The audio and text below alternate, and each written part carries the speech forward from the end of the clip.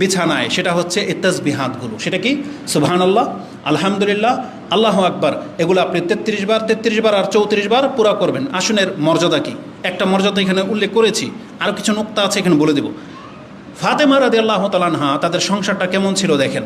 নিজের হাতে তিনি চাক্কি ঘুরিয়ে আটা পিষতেন। তখন তার ব্লেন্ডার মেশিন ছিল না, আটার নিজেরটা নিজেই পেষতেন পাথর দিয়ে। হাতে ফসকা পড়ে যেত। কার মেয়ে? রাসূলুল্লাহ সাল্লাল্লাহু আলাইহি ওয়াসাল্লামের মেয়ে, সবচেয়ে আদরের মেয়ে, এবং আলী রাদিয়াল্লাহু তাআলা আনহুর স্ত্রী। আলী রাদিয়াল্লাহু তাআলা আনহু, তার ঘরের সংসার, 2টা বাচ্চা, হাসান হোসাইন, আরও থাকতে পারে যাদের নাম হয়তো আমাদের স্মরণে নাই, বা তার ঘর থেকে হাসান হোসাইনই আছে। তো ঘরের যে কাজ তার করতে অনেক কষ্ট হতো, মেহনত হতো। তখন তাকে পরামর্শ দেওয়া হলো যে রাসূল সাল্লামের কাছে একটা খাদেম চেয়ে নেওয়া হোক। কোন যুদ্ধ থেকে খাদেম আসছে, বন্দি কৃতদাস আসছে, চেয়ে নেওয়া হোক। তিনি গেলেন আয়েশা রাদিয়াল্লাহু তাআলা আনহার কাছে, যাতে করে রাসূলকে এই কথাটা শুনিয়ে দেওয়া হয় যে ফাতেমা আসছিল একটা খাদেম চাইতে। আয়েশা রাদিয়াল্লাহু তাআলা আনহা যখন রাসূলুল্লাহ সাল্লাল্লাহু আলাইহি সাল্লামকে জানালেন, ফাযাকারাত যালিকা আয়েশাতু লাহু ফাআতানা। ফাতেমা রাদিয়াল্লাহু তাআলা আনহা বলেন, এই কথা যখন রাসূলের কানে গেল, তিনি একদিন রাতে আমাদের ঘরে আসলেন। এই কথা শোনার পরে আমি আর আলী রাদিয়াল্লাহু তাআলা তখন শুয়েছিলাম। তিনি এসে আমাদের খাটেই বসে গেলেন। আমরা উঠতে চাচ্ছি, বলছেন না, যেভাবে আছো ওইভাবেই থাকো, শুয়ে থাকো।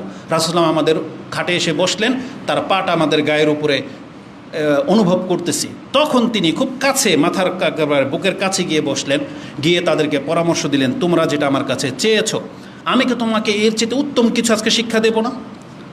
রাসূল সাল্লাল্লাহু এভাবে গেছে, আলা আদুল্লুকুমা, আমি কি তোমাদেরকে সেটা জানাবো না, বা উআল্লিমুকুমা আলা খায়রি মিম্মা সাআলতুমাহু, তোমরা আমার কাছে যেটা চাচ্ছ তার থেকে উত্তম কিছুকে আমি আজকে শিক্ষা দেব না?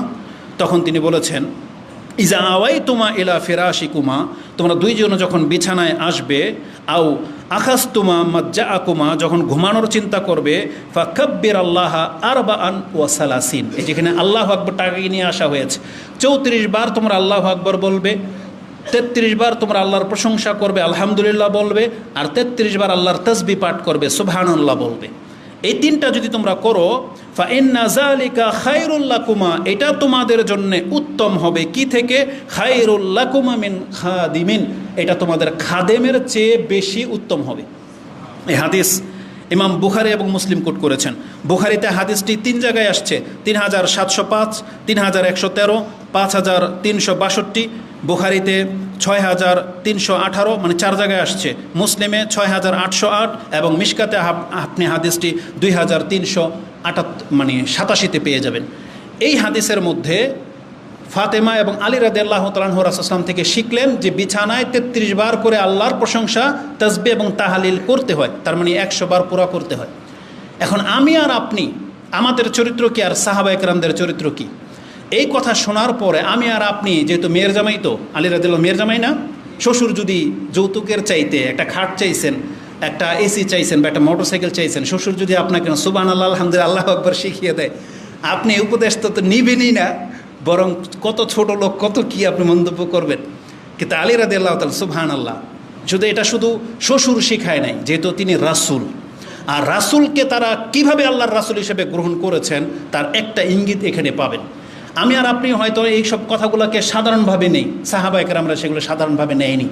আলী রাদিয়াল্লাহু তাআলা তিনি বলেন, যেই দিন থেকে আমি এই কথাটা রাসূল সাল্লাল্লাহু আলাইহি ওয়াসাল্লামের কাছ থেকে শুনেছি, বলেছেন, ওয়াজাদা ফি রিওয়ায়াতিন ফি হাদিসিন ক্বালা আলিউন, আলী বলতেছেন, মা তারাকতুহু মুনযু সামিয়াতুহু মিন রাসূলিল্লাহি সাল্লাল্লাহু আলাইহি ওয়াসাল্লাম, যেই দিন থেকে আমি এই আমলের কথা রাসূল সাল্লাল্লাহু আলাইহি ওয়াসাল্লামের কাছ থেকে শুনেছি, আজ পর্যন্ত কোনো এক রাত্রের জন্য আমি ছেড়ে দেইনি।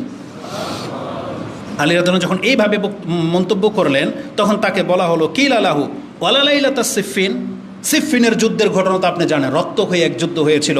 আলী এবং মুআবিয়া রাদিয়াল্লাহু তাআলা 2টা গ্রুপে, মুসলিমদের মধ্যে সবচেয়ে হতাহতের ঘটনা ঘটেছিল এই সিফফিনের যুদ্ধে।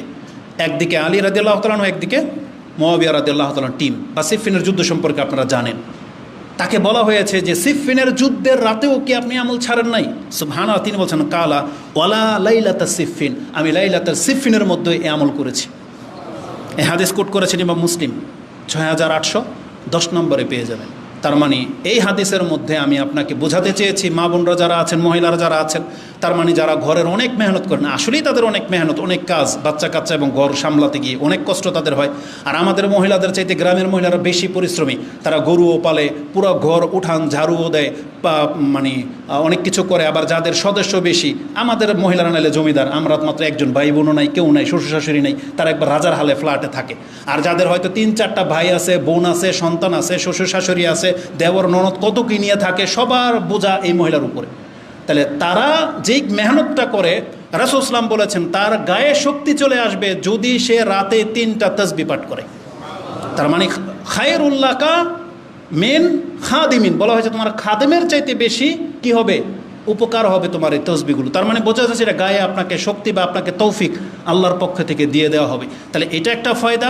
দ্বিতীয় ফায়দা কি বলেছি, একটু আগেই যে হাদিসটা পাস হয়ে গেছে, যে রাতের জিকিরের মর্যাদা বলতে গিয়ে বলেছিলাম, তাতে রাসূল কি বলেছেন, যে তোমাদের মধ্যে কে আছো যে সারাদিনে 2500 পাপ করো।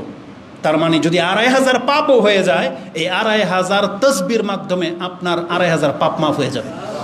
এবং রাসূল বলেছেন ইল্লা দাখালাল জান্নাত, তাহলে আল্লাহ তাকে জান্নাত দেবে। অতএব এর চেয়ে সহজ আমল আর কি হতে পারে, যে নামাজ তো পড়তে আসছেন আলহামদুলিল্লাহ, তা নামাজের পরে শুধু 10 বারও যদি পড়েন, নিয়ম হচ্ছে 33 বার পড়া, 100 বার পুরা করা, নামাজেও 100 বার, রাতে শোয়ার সময় 100 বার, না পারলে অন্তত নামাজে 30 বার তো আপনাকে পড়বেন 10 বার করে। এটা অনেক বড় একটা ব্যাপার। আল্লাহ আমাদেরকে তৌফিক দান করুন, আমিন। আর এই সংক্রান্ত বিষয়গুলো আমরা নামাজের চ্যাপ্টারে উল্লেখ করব। তাহলে আজকে 8 নম্বর দোয়া বললাম, ঘুমানোর সময় সুবহানাল্লাহ, আলহামদুলিল্লাহ, আল্লাহু আকবার, এটা আপনি আলোচনা নিয়ে আসবেন, মানে এটা আপনার 8 নম্বরে মেমোরিতে রাখবেন যে 8 নম্বর দোয়া।